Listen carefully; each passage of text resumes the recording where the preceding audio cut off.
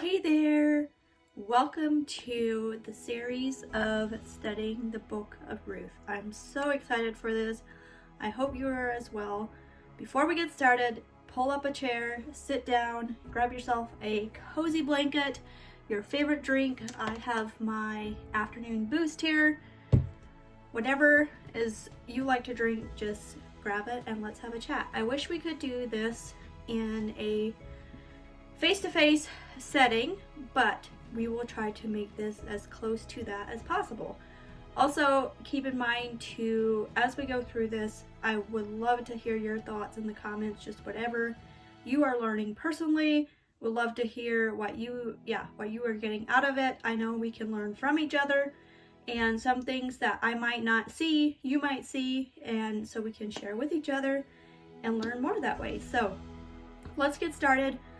First of all, we are doing this study with this book study. I got it from the Daily Grace Company. If you do not have this book, no worries, you do not need it. Just grab yourself a Bible, a notepad, and a pen so that you can take notes. I will be reading through this. We will be going through this. This is a 4-week study. Today we're just going to kind of start with the introduction, the background of the book of Ruth, and just go over a few things of that, and then we will actually dive into the first chapter. So I just want to start out by saying let's keep an open mind about what we can learn from Ruth. I feel like not only can we learn a lot from Ruth, but also how God worked in Ruth's life. We can also learn from Naomi and Boaz, or is it Boaz? I'm not sure how you pronounce that. I pronounce it Boaz, so that's what we'll go with. But yeah, let's just get started. I'm going to read the introduction out of this study book. God works supernaturally through the simple faith of ordinary people. I flipped past the book of Ruth 3 times as I opened my Bible to begin this study.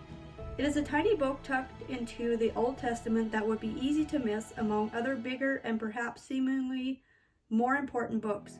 Though this small book of Ruth may be short in length, it bears significant weight in its message.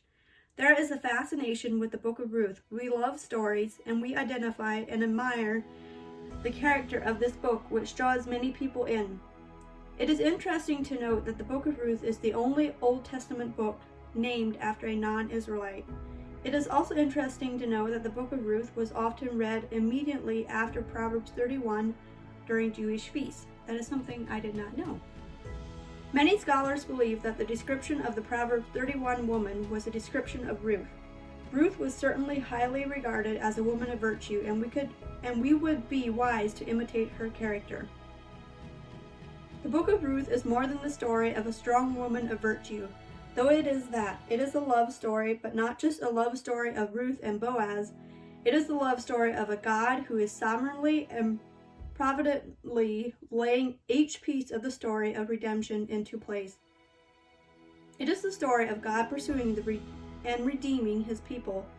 So the book of Ruth is not really about Ruth and Boaz. It is about God. We are left in awe, not of Ruth and Boaz, but of the God of Ruth and Boaz. The book of Ruth reminds us that God works supernaturally through the simple faith of ordinary people. That is a good thing to take from this, is God works not through extraordinary people, but he works through ordinary people like you and I to bring out who he is. And if God could do that for Ruth, he can certainly do it for you. God's providential grace is the unseen character of the book of Ruth. Ruth reminds us that God is always at work behind the scenes. Even when his hand is not plainly seen, the book of Ruth is a sweet glimpse at who God is and how he works. As we read of his sovereignty and faithfulness, we can hear him telling us what this is. Let me start over there. We can hear him telling us that this is who he is and that we can trust him. Our sovereign Redeemer will be faithful to us. Take time to read through the entire book of Ruth. Read it several times if you are able. Get a grasp on this story, and then let us dig deeper into this beautiful story.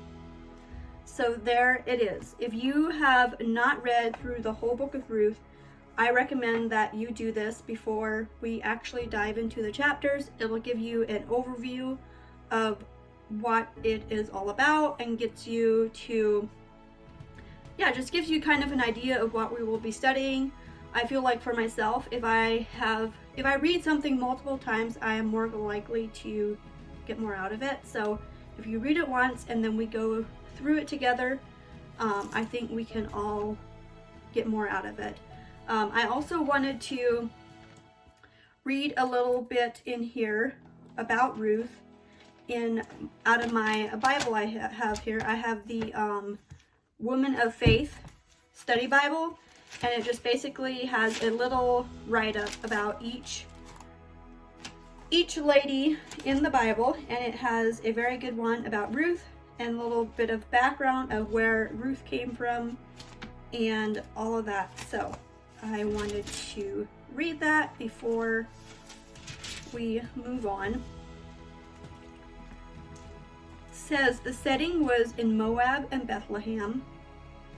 The author of the book of Ruth is unknown, or that's what it says here. I have actually not. I should look and see if I can find who the author was. If you know who the author is, share it in the comments. Anyway, it says the book of Ruth is a surprising love story that illustrates the kindness, grace, and loyalty that can flourish in time of crisis. Set against the backdrop of the depressing era of Israel's judges, this brief narrative recounts the struggles of three widows and the choices they make to survive in hard economic times. A widowed daughter-in-law's love and devotion toward her widowed mother-in-law shapes the destiny of future generations. I apologize for my not being able to speak correctly. Naomi emphasizes a woman who recognizes God's control in her life despite devastating hardship. Daughter-in-law Orpha makes choices that cause her to quickly fade into biblical obscurity. Daughter-in-law Ruth, on the other hand, recognizes that she holds a permanent place in Naomi's family. No crisis or obstacle can sever her promise of faithfulness nor her willingness to submit to Naomi's guidance. Though Ruth and Naomi face uncertainty and unforeseeable dangers from those who could take advantage of them, their commitment to each other and to God's care brings them great peace and unexpected blessings. Ultimately, both widows find joy, Ruth in remarriage and motherhood, and Naomi in her role as grandmother.